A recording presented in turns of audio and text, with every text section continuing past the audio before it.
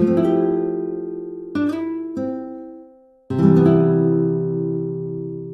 everyone, it is extremely hot out today, and so I figured I should maybe focus on some things that are indoors, since obviously I'm not going to be able to get outside to work on the actual garden itself.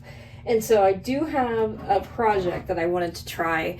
Those of you who have watched my other drying video know that I was attempting to hang flowers to dry, which is a very traditional and old method of drying. I did come across, though, some tutorials on flower drying with silica gel, or silica sand as some people call it.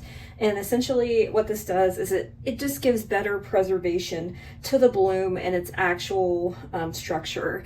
Meaning the videos I saw, it was able to visually preserve this and preserve the color and the shape of the flower rather than having it pressed down, or also kind of losing that true to form by hanging it upside down. And so this works extremely well with things like dahlias and sunflowers and other types of flowers that kind of lose their structural integrity when you hang them to dry or maybe press them out. And so I want to experiment with this today. So I did pick up some of this silica gel crystals, and we're going to experiment with this to see if it works or not. And so I did purchase this off of Amazon.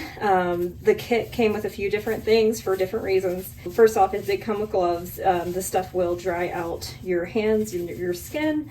That is why they have provided just these really cheapo gloves. You could use whatever you have. The other thing that they did provide is a mask. You are working with silica that is very harmful to breathe in and can cause issues with your lungs, so please always use caution and get yourself a mask or ideally a respirator when working with this type of medium. And they do provide a scoop to make it a little bit easier for moving the drying medium into whichever container or vessel that you are using, and to spread it around a little bit. Something I am including with this is my snips so that I can get close to the heads of the flowers to get those cut for the ones that I'm going to try that with. As you can see, I've got a variety of things in these bouquets that did not sell, but these definitely need to be preserved in some type of form or way. The other thing that is a must-have for this is some sort of container that you have to pour the crystals, the silica gel sand, into in order to have these preserved. The other important aspect of that is to have a vessel that has a closing lid on it. And the reason I picked these specifically up is that they are not clear, they are not see-through, and so this protects these from a lot of light coming in and helps save that color integrity with the flower. And so once I have my flowers covered in the silica gel, I can then cover this up and set it away for a few days and then come back and check on progress. I'm really interested mostly to see the test on these dahlias. As you can see, this dahlia here is the same variety. It was kind of sat too dry in darkness and it just looks pretty awful. So that method did not work. And so that's why I want to try dahlias and the silica sand method. Let's go ahead and try to get this open. This is pretty darn heavy. This is a 10-pound version. Octo Grip gloves to the rescue. I freaking love these gloves, everybody. I use these for picking and just all of my general garden work, as you've probably seen. I'm not sponsored, but my wrists were not having it today to try to manually open this, and so these are amazing. All right, so let's go ahead and open this up. All right, so let's go ahead and pour just a small layer of these in to the bottom of our container.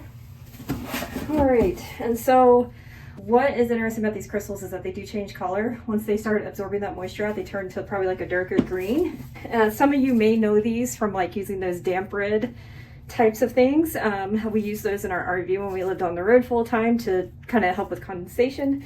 They will become full of moisture, turn that darker green blackish color, and then from there you can just set this out in a hot place to have them re-dry back out so that you can continue to use this silica gel, which is really great that you don't have to continue to buy this new every single time. All right, y'all, so let's get started. And the first one that I wanted to do was this particular dahlia, which is just one of my cactus dahlias. So I'm gonna go ahead and just snip it off. And then, as you can see, it is not in prime condition, unfortunately. What I'm gonna do though is just set it in here so that it is supported until I can continue to fill this up. And one of the other ones I wanted to try at the head is I wanted to try some of these Rudbeckias, because the ones that I did dry did not turn out super great. And it is all very well that these may become so fragile from drying that the petals just break. So that's pretty common. So I'm not gonna fret. I wanted to try a snapdragon in here as well, just to kind of see how it was going to dry. This one is a little flimsy. You know what? Whatever, let's try it. And so what I'm gonna do on this is I'm gonna take some of this stem off. Might regret that, but anyway. I'm just gonna lay it flat onto there. The silica dust will go over top of that. Beautiful snapdragon. I'm gonna pull these more far gone blossoms off. I think this, somebody will correct me, I'm sure. This is either Potomac or Chantilly. I can't tell, but yeah, let's go ahead and dry one of these as well. And again, I'm just going to lay it right there. I'm pulling off this excess foliage on here. I'm gonna cut my stem down. Let's try this. All right. I can fit a little bit more Rudbeckias in there, so I'm gonna go ahead and do that too as well.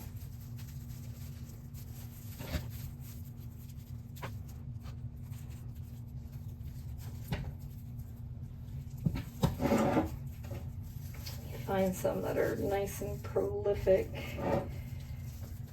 Oh man, guys, it's so hard to decide which ones to put in here. Oh, these are so pretty.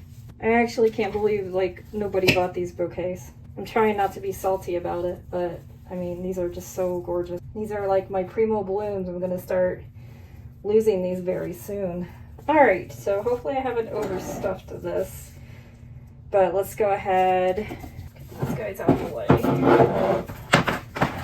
I've grabbed my lid.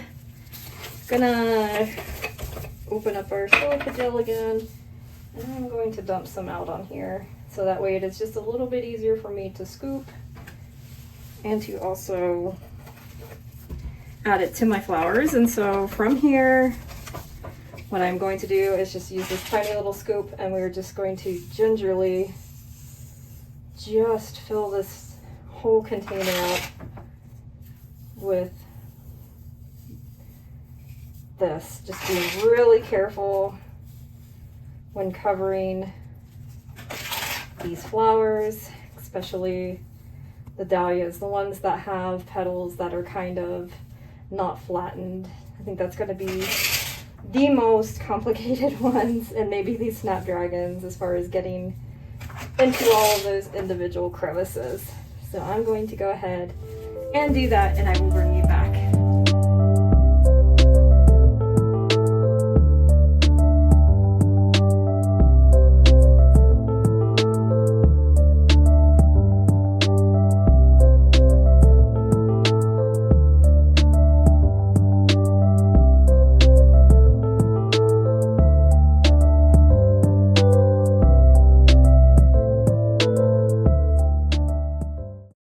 I'm down to my last, hopefully, scooping of silica sand here, and so I'm just gonna, again, just kind of lightly cover everything, make certain that all the foliage and petals of the flowers are completely covered.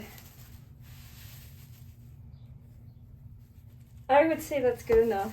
So I'm gonna go ahead, close this up, and I still have plenty of this left. Like, I have about half of this container full, so that's good. For now, I'm just going to go ahead and let this kind of sit out of the way, and then we will come back to it here in just a few days to a week. We'll see. Hey y'all, I got ahead of myself and started emptying this out without realizing that I probably needed to film it. But anyways, I've started the process of kind of reopening this. This has been sitting for maybe like 5 days. I'm gonna go ahead and start just taking these out.